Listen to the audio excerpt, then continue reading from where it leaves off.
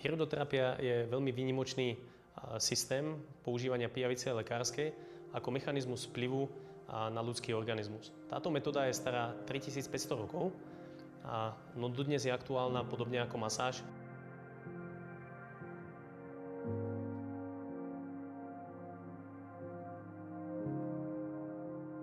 Táto metóda za posledné 10 ročia v niektorých krajinách, ako napríklad Rusko, Nemecko, Švajčiarsko, Ukrajina a aj ďalšie, prešla sériou vedeckých a štúdijných výskumov, ktoré dokázali mnohé empirické odhady. To znamená, to, čo ľudia videli, akože funguje, tak vedci to dneska dokázali. Kombináciou týchto výsledkov a poznatkov modernej medicíny, ako je anatómia, patológia, imunológia a ďalších oborov, bola táto metóda za posledné 10 ročia spresnená a zdôvodnená.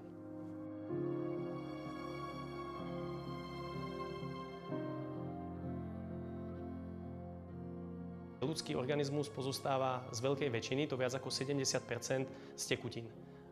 Sú to práve tekutiny, ktoré majú v organizme na starosti hlavné výživové a očistné funkcie. No a použitím pijavice lekárskej často významne pozitívne vplývame na funkciu a zloženie týchto tekutín, čím pomáhame naštartovať alebo zrýchliť samoozdravné a liečiace schopnosti organizmu.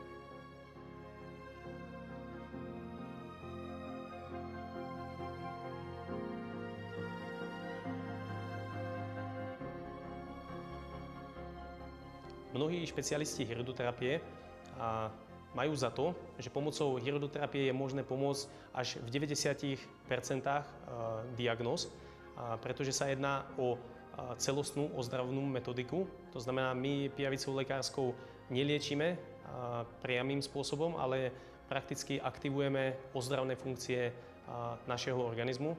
Preto tých diagnóz, kedy pijavice lekárske nepoužívať, není zase až tak mnoho. No otázka je, nakoľko dokážeme tomu pacientovi pomôcť.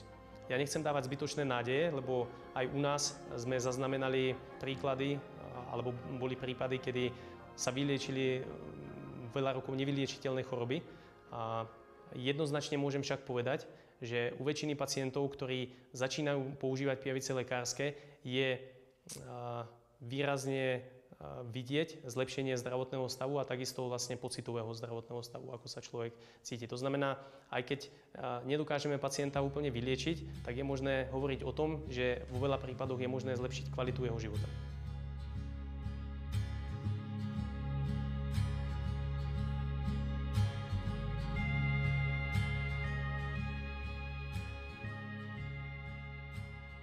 Pijavicu lekárskú budeme aplikovať do pupku. Prakticky, keď sa pijavica prichytí, tak budete cítiť slabé zahryznutie.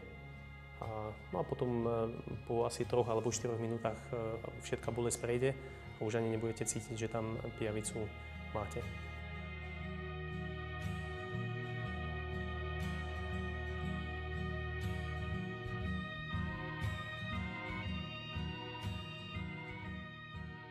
Pijavica počas toho, ako je prisatá, tak bude vylučovať tekutiny. To znamená, čím viacej sa napije, tým viacej tekutín s ním bude vychádzať. Keď podložíme vlastne vatový tampón, tak ten tampón bude všetku tekutinu nasávať.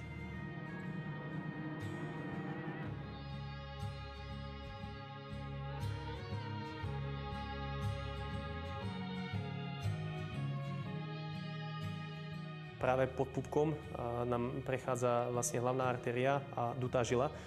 Pijavica, keď sa zahryzne do našeho tela, tak sliny, ktoré vypúšťa, sa pomocou kapilárneho systému dostávajú vlastne do žily.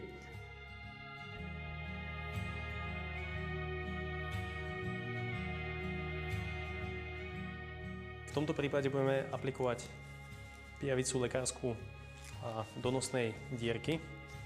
Túto aplikáciu neodporúčam robiť v domácich podmienkach, lebo pijavica nám môže utiecť vlastne do nosnej dutiny a bude veľmi ťažké ju dostať z tej nosnej dutiny. Pre túto aplikáciu použijeme menší rozmer pijavice lekárskej. Vďaka tomu, že použijeme menší rozmer, tak bude následné krvácanie menej intenzívne a rýchlejšie sa rana zahojí.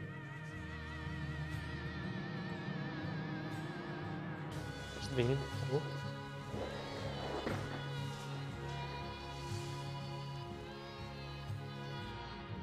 Pijavicu lekársku aplikujeme do nosa pri chronických nádchach alebo problémoch s dýchaním.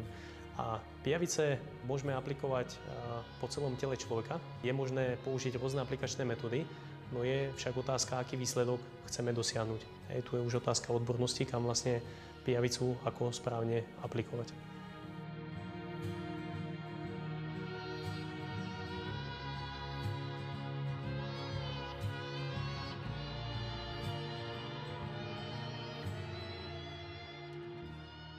Používať liečbu pijavicou lekárskou nie je vhodné v prípadoch, ktoré sú priamo kontraindikované. Zoznam kontraindikovaných prípadov je dneska ľahko dohľadateľný na internete.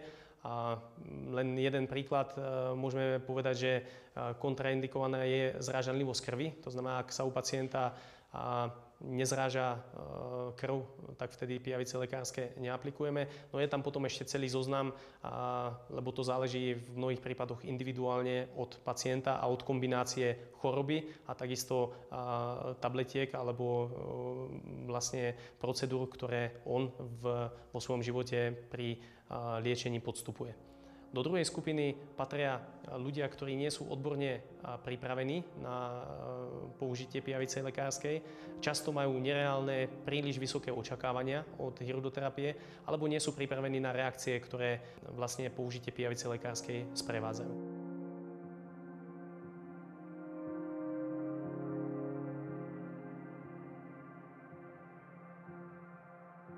Pri hydroterapii existuje tzv. Pozitívna reakcia na priloženie pijavice lekárskej, ktorá sa podobá na sprievodnú alergickú reakciu. To znamená, môže u človeka sa prejaviť zvracanie, môže sa prejaviť zvýšená teplota a je tam celý zoznam vlastne reakcií, ktoré sa u človeka môžu prejaviť. Toto nie sú negatívne reakcie, ale sú považované vlastne za pozitívne reakcie na priloženie a pokiaľ človek s nimi nevie pracovať, tak vo väčšine prípadov sa zlaknú a prestanú pijavice lekárske používať. To znamená, je to práve neodbornosť, ktorá znehodnocuje hydroterapiu ako ozdravnú disciplínu.